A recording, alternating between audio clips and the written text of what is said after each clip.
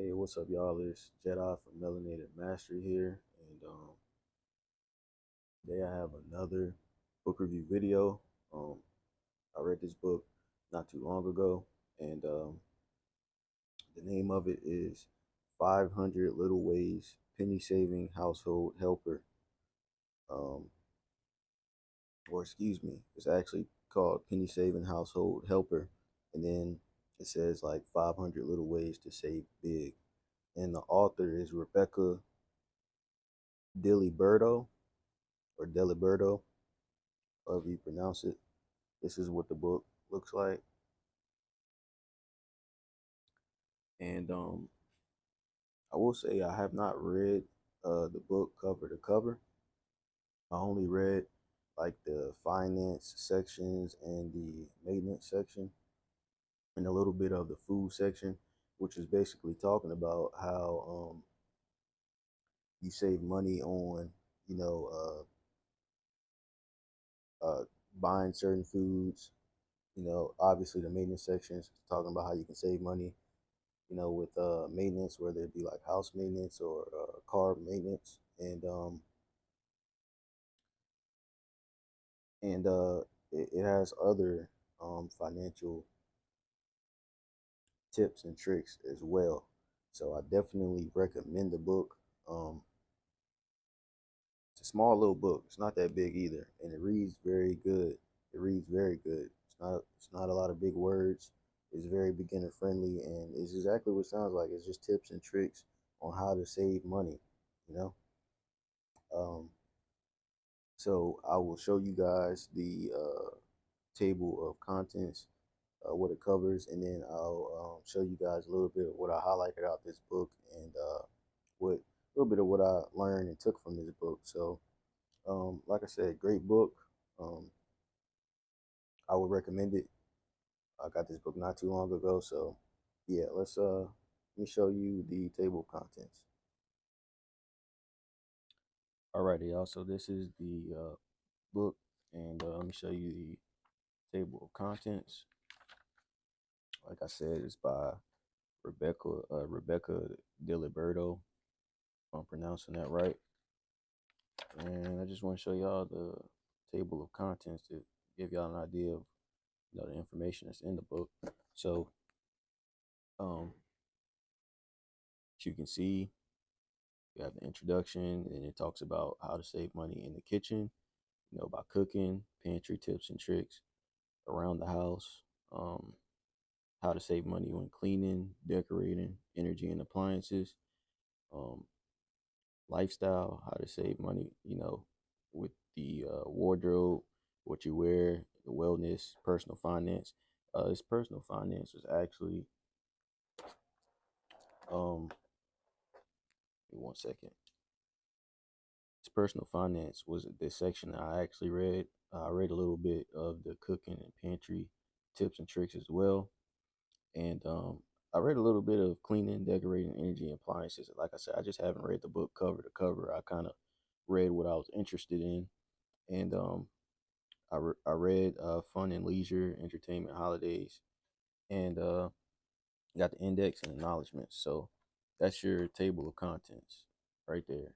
So all of these, like I said, is it'll show you ways to save money in these different categories. So let me also show you some things that I highlighted and that I took from this book and learned. And the first one we have being from I believe it's just the introduction. Yeah. Um, well, not from this introduction. Let me see here. Uh, okay. So for meat and poultry, we have right here, buy the whole chicken instead of parts. When you buy choice cuts, you pay for more. You pay more for the labor of cutting them up. Instead, buy whole chickens and save unused pieces for later use. And don't forget to save the bones to make a delicious savory broth. So that right there is just telling you how to save money, with chicken. But I didn't know that if you buy a whole chicken, you're actually saving more money than if you buy the chicken in cuts. Because I didn't know that you paid for the labor of them, cutting it up. That's interesting. And it, I highlighted this because I didn't know this. So it says right here how to cut up a chicken. And yeah, let me see really fast if I can go to some more. Just want to show y'all what I highlighted from the book, and so you can get an idea of what's in the book. All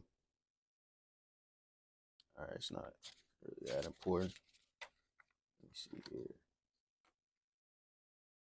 Make sure you all can see the book as well. So this is how the book reads. As you can see, it's like it's numbered, and each number has a different tip. So it's easy to read. Very, very easy to read. So I wanted to show you all also. It's probably toward the back of the book. I know that the finance section is toward the back of the book, but just letting y'all look through it. It's some it's something that I didn't necessarily know about coffee and tea as well in here that I read, right? So it says, let's see here. It says oatmeal and eggs are nutritious, filling, and very affordable. Eat these in the morning. Make sure you can see it with some fruit, and you'll eat less all day long, saving you money and calories. So that's a tip right there to save you money on eating. So you can eat oatmeal and fruit, I believe it said, and it'll give you the feeling of feeling full and not really having to spend more money to eat because you're already feeling full. So I didn't necessarily know that. I was learning new things reading throughout this book. I was like, oh, that's interesting. And like right here, coffee and tea. It says when you brew a pot of coffee that nobody drinks, don't pour it down the drain. Freeze leftovers in ice cube trays to add to iced coffee instead of ice cubes. Your coffee won't lose its potency as the cubes melt. I didn't know that. It's very interesting. And right here it says also tea bags can lose their flavor once the plastic wrap is removed from the box. To preserve freshness, keep tea in an airtight container. Didn't know that. And then right here it says there's some controversy among coffee uh, connoisseurs. I'm saying that right, about how best to store coffee beans to maintain freshness, but it does seem that keeping them in an airtight bag in the freezer or in another cool, dark place extends their life dramatically. Didn't know that, so I highlighted that, and because I like drinking coffee and I like drinking tea. So let me show y'all some more of what I took from this book, what I highlighted from this book. All right, these are good tips, like right here. Contest any and all credit card and bank fees if you think they're unreasonable. Customer service agents are allowed to reverse these at their discretion. All right, that's a good tip. And then 351, it says it may seem like pie in the sky, but check with your state's Department of Unclaimed Funds to see whether you're due any money. So I didn't know that you can actually check with your state's department and see if you're due any money or if they have any money that they owe to you. That's why I highlighted that because that was interesting. I didn't know people actually did that. Right here, if you're interested in trading stocks and bonds, make sure you can see it. Okay, right here it says if you're interested in trading stocks and bonds, consider using a self-service online account instead of a broker. You'll save a mint in fees and have tight control over and access to your funds.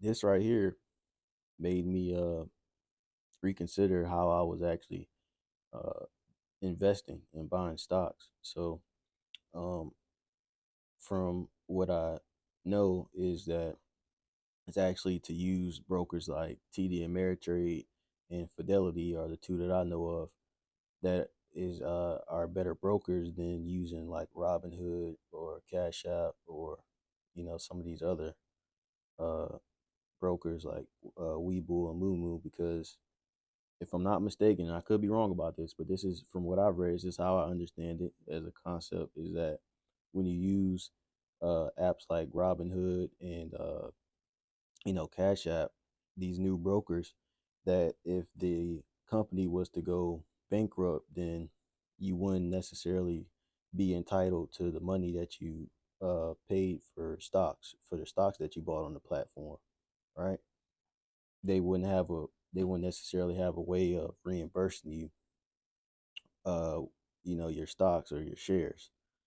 But with platforms like TD Ameritrade and what's the other one? Fidelity, from what from what I understand, and I could be wrong, like I said, you have much more leverage, as in if those companies um go bankrupt, um you'll have a better chance, from what I understand, of obtaining what you pay for, being your shares and your investments. So that was just something interesting that I read up on.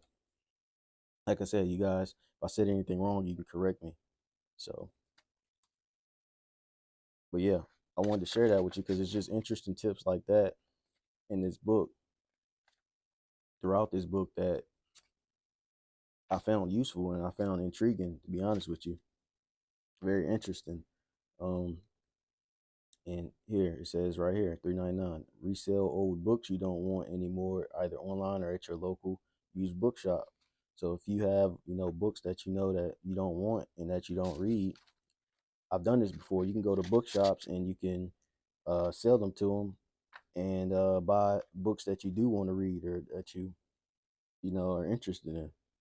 Right here, I highlighted this: shopping, 420, pay cash. Research shows. I gotta make sure you guys can see it. Research shows that people spend less when they use cash than they do when they use a credit card. I didn't necessarily know that. So I was coming across all these interesting facts, right?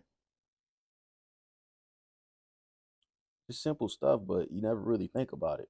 This book makes you think about it a lot more.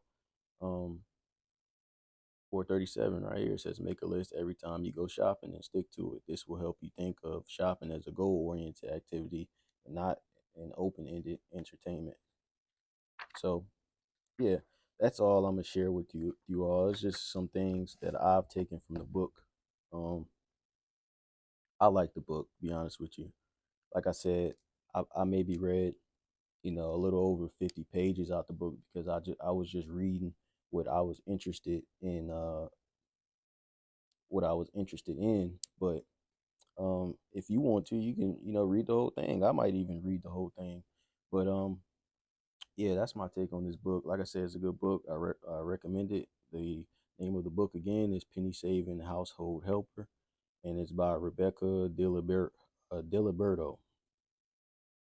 And yeah, so this is Jedi from Melanated Mastery, and catch y'all in the next book review.